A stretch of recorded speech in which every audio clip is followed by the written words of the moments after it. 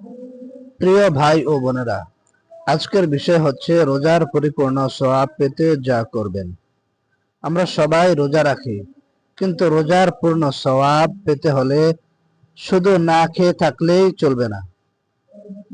আল কোরআনে এবং সহিহ বুখারী শরীফের মধ্যে স্পষ্টভাবে বলা আছে, রোজা হলো তাকওয়া অর্জনের মাধ্যম। যদি নিচের কয়েকটা জিনিস আমরা পরিপূর্ণভাবে খেয়াল রাখতে পারি, তাহলে অবশ্যই আমরা রোজা রেখে পরিপূর্ণ সওয়াব পেতে পারবো। 1 নাম্বার হলো নিয়তকে বিশুদ্ধ করা।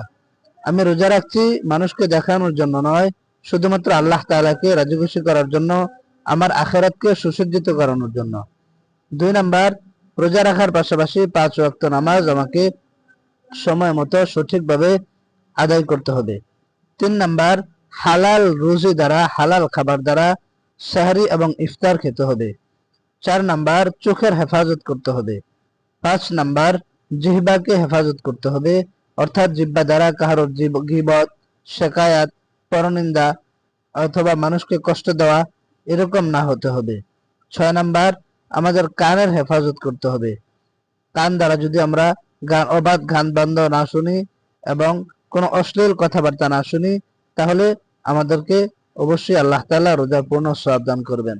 6 নাম্বার, কোরআন তেলাওয়াত এবং দোয়া ও জিকির আজকারের মধ্যে আমাদের সময় কাটাতে হবে। 7 নাম্বার, বেশি বেশি করে দান সদকা করতে হবে।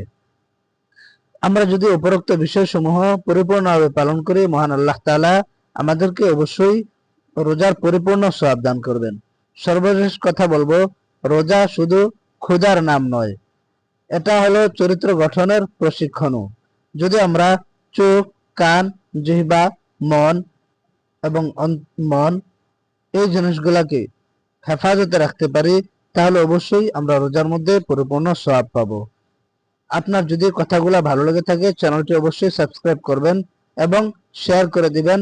হতে পারে আপনার একটি শেয়ারে অন্যের আখিরাত বদলে দিতে পারে। আল্লাহ তাআলা আমাদের সবাইকে আমল করার তৌফিক নসিব করুন।